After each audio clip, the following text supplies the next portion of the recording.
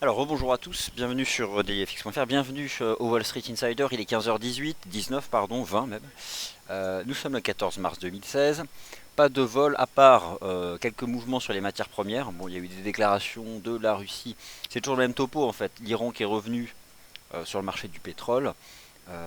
L'Iran, même si le prix est bas, elle veut quand même avoir une certaine part de marché, donc voilà, les choses s'ajustent entre les parts de marché, le prix, les parts de marché, le prix du pétrole qui remonte depuis quelques semaines.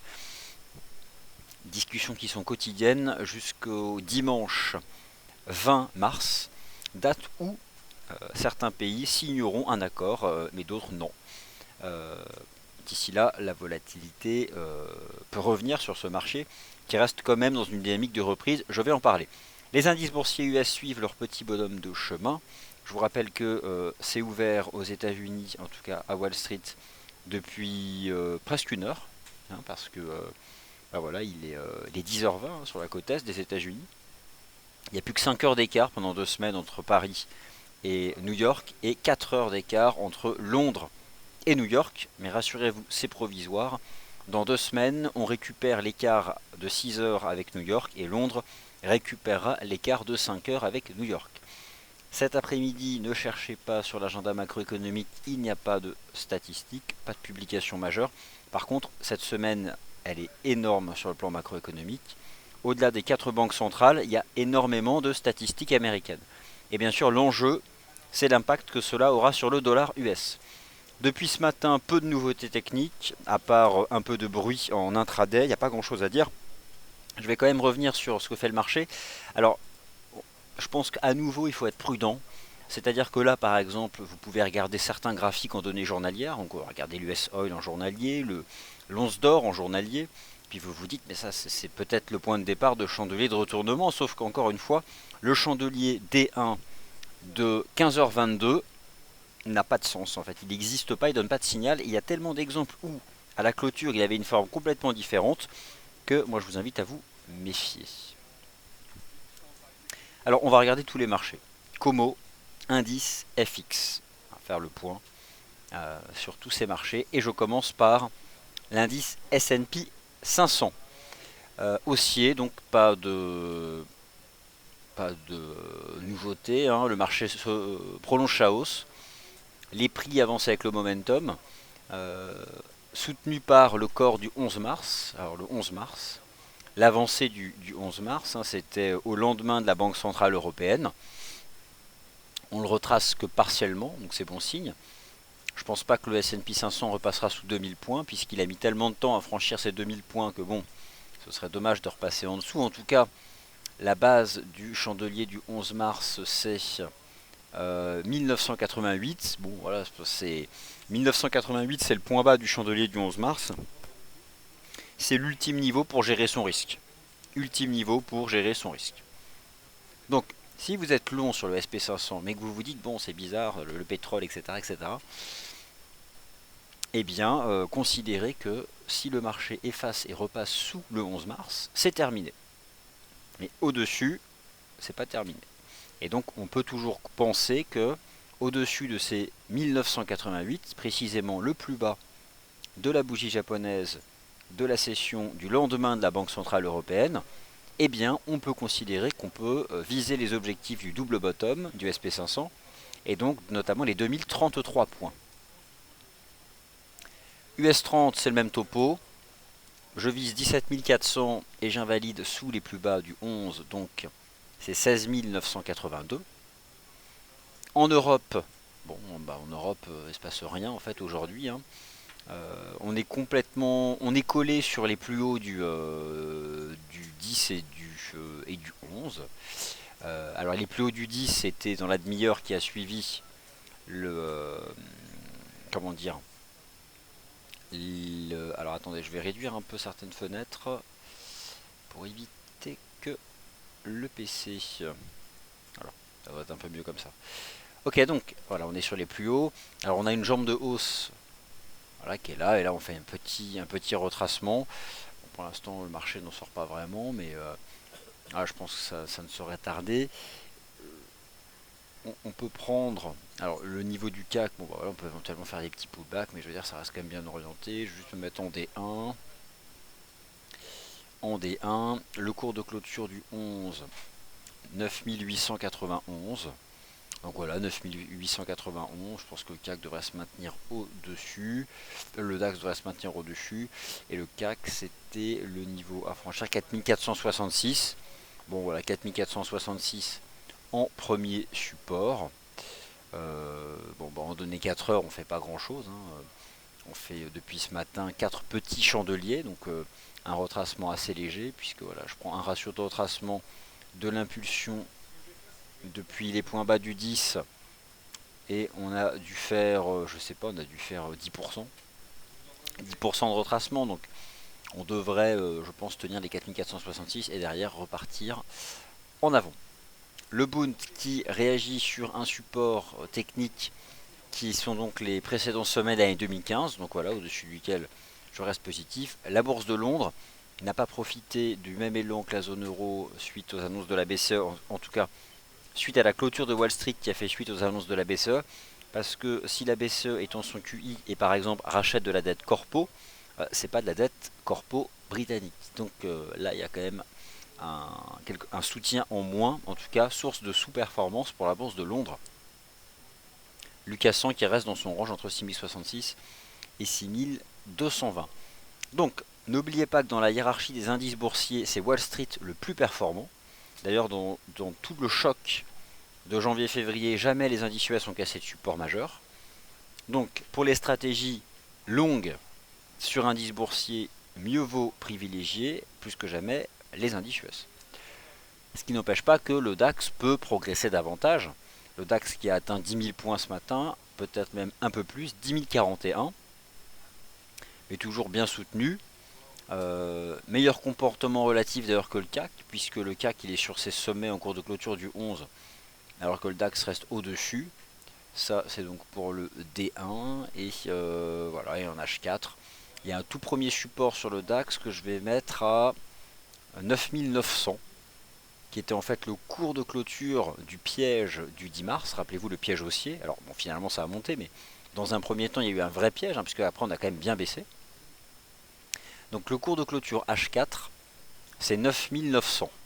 Donc au final, pour synthétiser sur les indices, je reste haussier sur le DAX au-dessus de 9900, et je pense qu'au-dessus de ces 9900, on pourrait remonter vers 10002.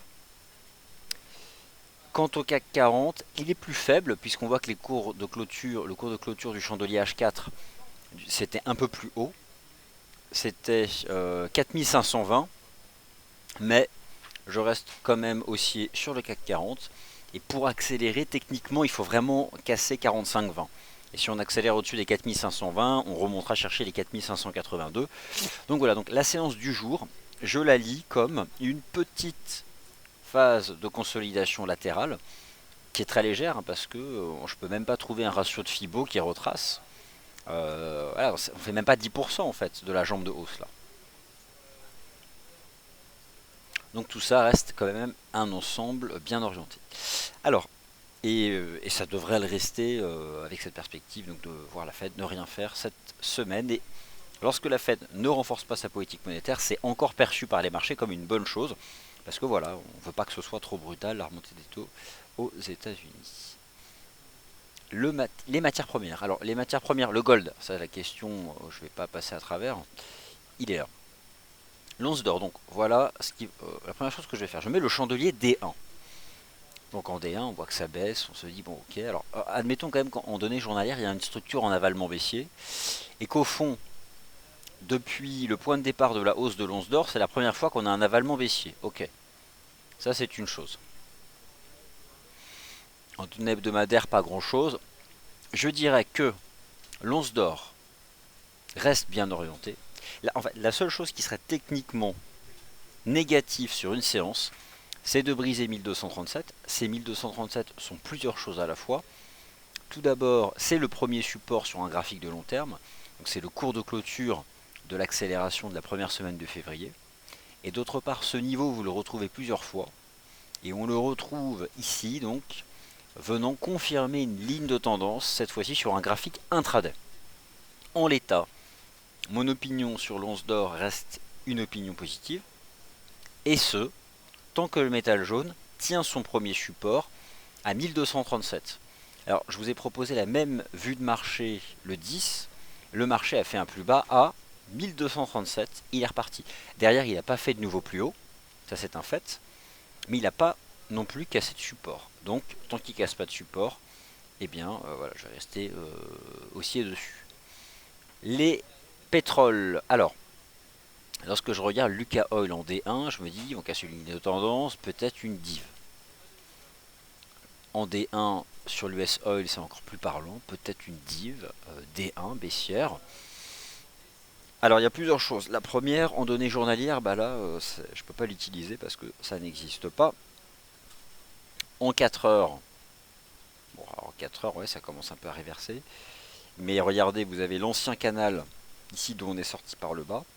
Bon, le marché peut éventuellement revenir dessus. Je dirais que la réintégration du canal serait une mauvaise chose. Ça c'est un fait. Ou petit, ou jusqu'où ce marché peut se replier à court terme, je dirais 36 pour l'US Oil. Et par contre, passer en dessous, là, ce serait dommageable sur le plan technique. Bon, cette ligne de tendance, elle ne sert à rien. Mais oui, vraiment, en intraday, je pense qu'on va baisser. En plus, il y avait, comment dire, il y a eu des déclarations. Donc, il y a des camps qui se forment. A priori, la Russie soutiendrait l'augmentation de la production de l'Iran. L'Iran qui, en fait, négocie fort parce que l'Iran, concrètement, elle serait prête à signer quelque chose pour agir sur le prix.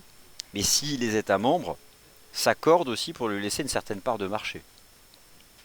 C'est-à-dire qu'elle serait prête à faire sa part, mais en même temps, il faut qu'en face, les pays acceptent de lui laisser une certaine part de marché. Donc, voilà, au moins un autre. Donc, c'est probablement aussi là que les négociations portent. À court terme, US Oil, techniquement, est bien parti pour aller chercher les 36,12, un niveau de support sur lequel il pourrait se stabiliser. Quant à Lucas Oil, je vais repasser en données 4 heures. On retrouve le fameux canal. Et il y a déjà peut-être le début de quelque chose là. Donc voilà, j'ai pas de vue. En fait, si vous voulez, je vais éviter d'utiliser l'intraday, l'analyse technique intraday des pétroles pour envisager quelque chose parce que ce marché est tellement volatile qu'entre les bruits au sein d'une séance et la clôture à Wall Street ce soir, finalement c'est ça qui compte pour moi, la façon dont les Américains vont décider de clôturer, et c'est souvent leur décision à la clôture qui donne le là pour au moins la séance du lendemain, voire davantage, donc je vais attendre. Je dirais que la conviction que j'ai plutôt là à court terme, c'est que ces 1237 peuvent tenir. Par contre, voilà, cherchez pas à vous dire je vais acheter à 1200, etc. Si on casse 1237, le marché se repliera vers 1190, 1200 en effet. Donc c'est soit 1237, soit 1190. Pour l'instant, le marché a toujours tenu 12,37.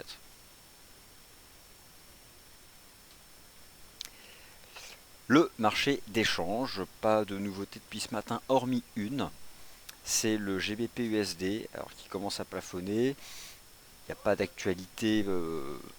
Il y a ce canal. Je cherchais quelques éléments techniques un peu percutants.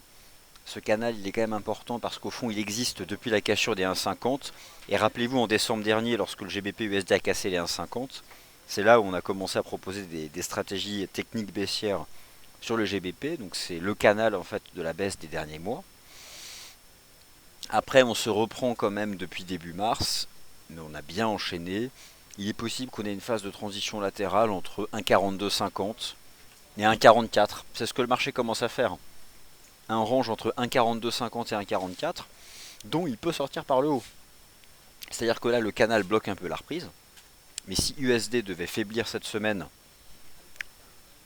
hors tout élément lié au référendum britannique, si on n'a pas un nouveau choc de vol lié au GBP pour des facteurs politiques exogènes, avec un USD sous pression, une Fed accommodante, ça on le verra mercredi, je serai avec vous pour suivre tout ça à partir de 18h45, mais lui-même peut sortir du canal et monter. Un peu le scénario que j'ai sur l'euro-dollar tant qu'on tient les indices 60. Au-dessus des indices 60, je pense qu'on peut remonter vers un 12,70. Par contre, le niveau d'entrée, c'est un 10,60. C'est pas un 11,20, il y a un 11,05. C'est un 10,60 ou à proximité. On voit d'ailleurs que le 11 mars, le marché a fait un 10,80. Il est reparti. Concrètement, j'ai le sentiment que pour l'instant, on forme, on retrace ce grand chandelier.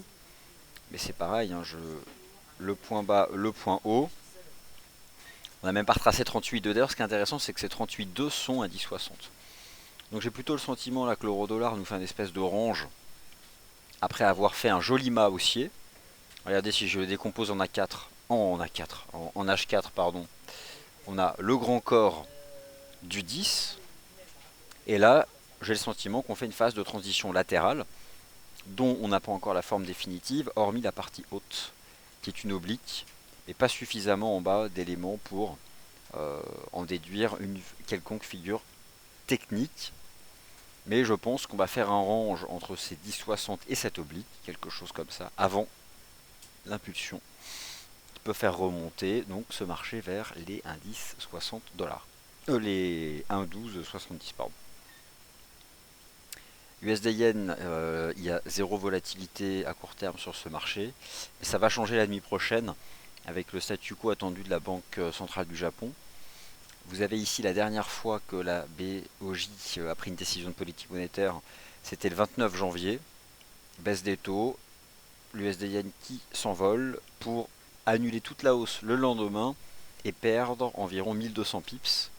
Donc là, autant vous dire qu'un statu quo viendrait probablement relancer la baisse de ce marché qui techniquement a une probabilité de rechuter sous les 116 et peut-être même en étant plus agressif et plus réaliste sous une bande technique de résistance comprise entre 114 et 115. La UD-USD consolide, j'ai un niveau de prix qui m'intéresse depuis ce matin, c'est 0,7450. Ces 0,7450 sont la partie basse de cette espèce de compression ascendante. C'est ça qui m'intéresse et pas avant.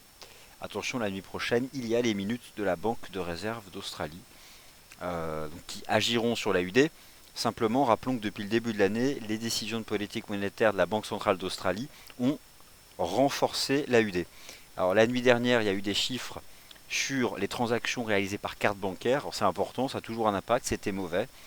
Et étant donné que une partie importante de la consommation réalisée par carte bancaire, c'est aussi un indicateur. Donc ça crée un peu de rythme. Mais voilà, je pense que ici, partie basse de cette conso, on aura les 74,50 qui sont en plus un niveau de pullback sur un graphique d'horizon de temps supérieur. Vous pouvez regarder en daily ou en weekly. Donc voilà, ça c'est la zone qui m'intéresse.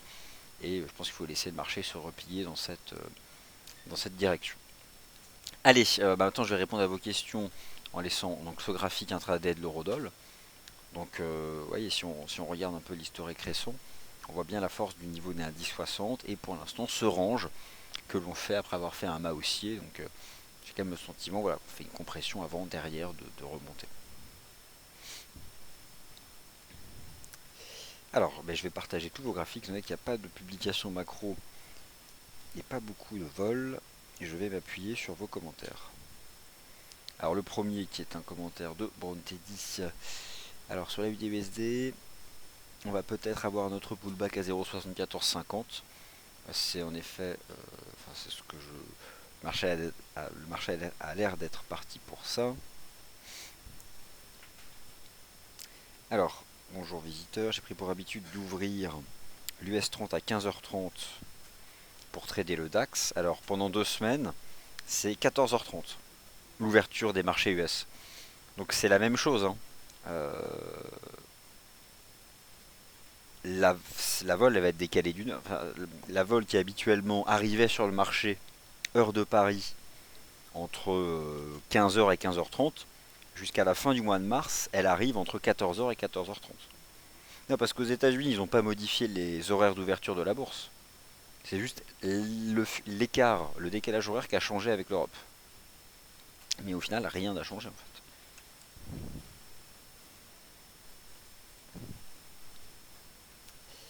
Alors voilà. Alors, AUD USD, un nouveau graphique. Alors, avec les niveaux de Fibo qui fonctionnent bien sur l'AUD USD. Donc en effet, hein, c'est un beau... Alors je regarde simplement, donc voilà, ça c'est le graphique que nous partage Jean-Claude, Brown Teddy. Je regarde simplement comment ils ont été mis, les niveaux de retracement. Ok, d'accord. Bon, voilà, c'est jambe de retracement, les niveaux de retracement sur la jambe, sur le mouvement tout récent. Ensuite, bonjour. Ouais. Pourquoi l'or peut faire 2000 points en une journée 2000 points en une journée pour l'or. Alors, il fera pas 2000 points en une journée. Alors ensuite, c'est toujours viable de poser deux fenêtres, une pour le DAX, une pour l'US 30 à 15h30. Alors ça reste toujours viable, simplement c'est pendant 2 semaines 14h30. Alors que peut-on viser sur le Bund? Alors, eh bien, je pense que l'on peut viser une remontée sur les récents sommets. Ah, tout simplement. Invalidation définitive sous 160. Là, c'est terminé. Pour l'instant, le marché a bien tenu le niveau.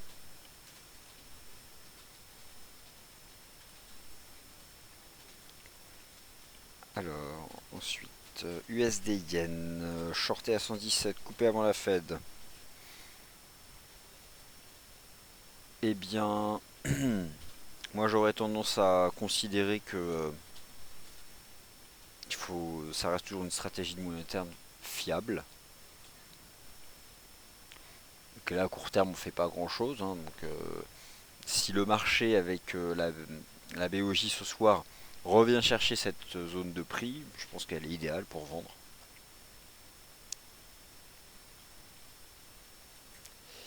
Alors,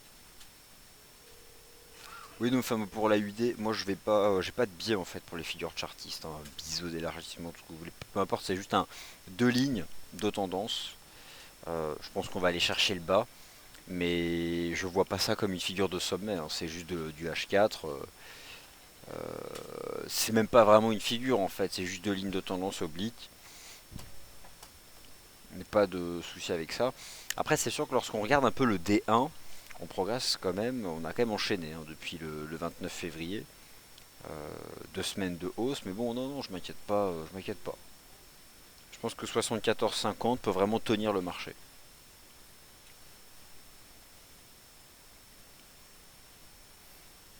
Ensuite, le NZD USD. Alors c'est parti. Alors le NZD USD, il n'y a plus grand chose à faire dessus. Techniquement parlant, complètement coincé entre la phase de baisse du 9 qui est celle de la RBNZ et celle de reprise qui est celle liée à la baisse du dollar en fin de semaine dernière. Euh, Là, vous avez la tentative d'accélération du 4 neutralisée par la RBNZ. Mais derrière, la ligne de tendance qui était celle depuis mi-janvier qui agit. Donc là, on est au milieu de nulle part. C'est-à-dire que on bloque à 0,67. Si je prends le cours d'ouverture de Chandelier, c'est 0,6750. Voilà, entre 0,6750 et 0,6640 $. Pas grand-chose. Techniquement, c'est neutre. Alors, on a déjà parlé de l'or. Alors, je vais revenir dessus tout de suite. Alors, commentaire de Sébastien, l'avalement baissier. Alors, en effet, il y en a un en D1. La chose, c'est qu'une structure en avalement, il faut la confirmer le lendemain. Sinon, c'est rien. Donc, en l'état, soit le chandelier D1 du jour du XAUUSD casse les 1237, et dans ce cas, on va chercher 1200, qui est le niveau hebdomadaire, hein, qui est le niveau en fait d'entrée s'il se présente à nouveau pour le moyen terme. Mais par exemple, si on a ce type de chandelier ce soir à la clôture sur le XAUSD, l'avalement n'a plus d'impact. Donc il l'a maintenant ou pas. Et en fait, il l'a pas eu pendant la session européenne. On va voir en fait maintenant comment les investisseurs américains se positionnent dessus. Un avalement qui a été confirmé rapidement, qui a bien fonctionné, c'était celui qu'il y avait il y a 7 semaines, voire 8 maintenant, sur l'USD CAD en weekly. Le voici, confirmé la semaine d'après. On l'a retracé en partie et on a clôturé en dessous. Là sur le métal jaune, je reviens dessus. Ce chandelier D1, bah pour l'instant, ne confirme pas grand chose, puisqu'en fait on reste dans cette espèce de range au-dessus des 1237. C'est vrai que pour le confirmer, il faut briser, il faut une cassure technique des 1237. Et regardez là déjà en intraday le métal jaune, il y a un début de réaction positive, alors que le marché ne s'est même pas approché de 12,37. Donc je présage de rien, j'ai envie de dire que tout est possible, puisque sur les charts de long terme, il y a la place pour tout. Il y a deux niveaux de prix qui comptent, 12,37 ou 12,00. Tant que 12,37 tient, le marché à plat, consolide, mais reste bien orienté. Donc j'utiliserai pas la structure en avalement baissier de vendredi pour envisager une cassure des 12,37. Mais en tout cas, c'est certain que c'est un signal, je dirais, de poursuite de cette phase latérale qui est légèrement ascendante. Et c'est ça, au fond, moi, qui m'a assez impressionné sur le métal jaune. C'est qu'au final, je reviens sur le D1. Il y avait en effet, donc là, ce qui ressemble à une div en D1, mais qui n'est pas vraiment, c'est pas vraiment un cas d'école parce qu'il y a trop de durée qui sépare les deux sommets. D'autre part, les deux sommets sont même pas en zone de surachat. Mais en dépit de ce momentum-là, qui quand même donne pas envie d'acheter, ça n'a pas empêché Metal Jaune de prendre depuis à pas loin de 80 $, donc de l'épurer en montant. C'est quand même un facteur de force. Parfois on épure à plat, parfois on épure en corrigeant, et parfois un marché fort continue de monter. Bon, là voilà, j'ai hâte de voir le chandelier de ce soir, parce que si on a quelque chose qui remonte et qu'on clôt, enfin voilà, c'est 1237, c'est vraiment le niveau qui m'intéresse.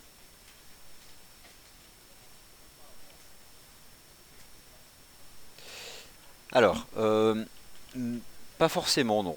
Non, justement, je pense que... Alors, tenir la pause pendant la Fed, c'est toujours la même question. Je dirais que tenir la position pendant la décision monétaire, c'est même pas une question de stratégie de moyen terme ou d'anticipation. C'est plus une question de taille de la position.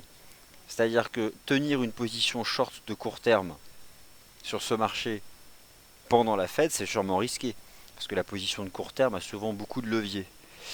Mais tenir le moyen long terme pendant la décision de politique monétaire, étant donné qu'elle est souvent et conseillée d'ailleurs sans levier, donc avec des stops très larges, ça ne me dérange pas. Donc s'il s'agit de chercher entre 114 et 115 le point d'entrée pour envisager à terme une redescente à 110, ça ne me dérange pas. Pour te répondre, Seb Datekak. Alors je vais revenir sur le SP100 et on va regarder un peu maintenant les indices européens pour conclure, sachant qu'on l'a déjà fait tout à l'heure, et revenir dessus. Voilà, donc on voit déjà l'impact haussier de la première heure de cotation aux États-Unis. Ça reste le marché directeur, Wall Street. Tant que Wall Street reste bien orienté, les indices boursiers européens, il ne faut pas les shorter. Et c'est clairement un des enseignements de la semaine dernière. Parce que la clôture européenne, jeudi, elle était horrible. Et 4 heures plus tard, la clôture de Wall Street, positive. Et le lendemain, gap haussier en Europe. Donc on voit bien qui dirige et qui suit comme un petit mouton. Voilà. Allez, ainsi s'achève le Wall Street Insider, 30 minutes. Pas besoin d'en dire plus, il n'y a pas de publication macro. On garde le cap sur les indices boursiers.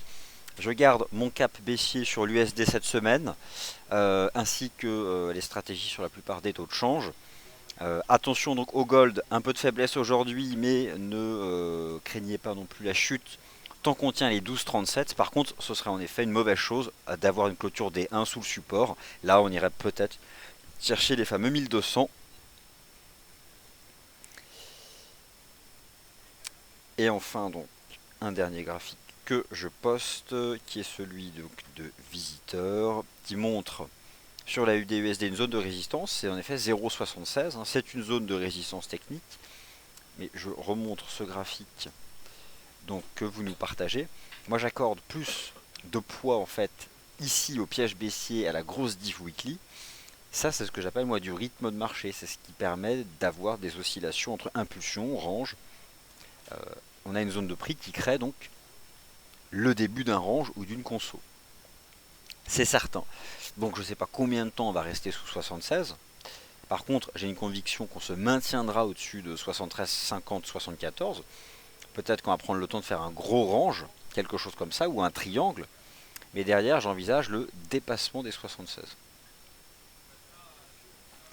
Scénario que j'oublierai complètement si le marché, bien sûr, réintègre 73,50. Mais ce qui n'est pas le cas pour l'instant. Et je trouve que il y a une belle résilience même en intraday. Voilà, bah écoutez, donc la prochaine émission c'est Yoav, donc non, c'est pas du tout. Pas du tout, c'est Professeur Forex, donc dans 9 minutes. Le détail sur les positions des banques, des grandes banques majeures sur le FX. Alors vous vous posez la question de savoir comment les banques ont réagi à la décision de la BCE, comment les banques envisagent l'action de la Réserve fédérale. Eh bien, la meilleure façon d'obtenir cette réponse, c'est de regarder le portefeuille des banques, et notamment sur l'euro-dollar. Donc tout le détail dans 10 minutes, et moi-même je vais me connecter d'ailleurs au webinaire, au moins le premier quart d'heure, parce que ce sont justement ces paires majeures qui m'intéressent. Bon webinaire, et à demain donc de vive voix. Merci.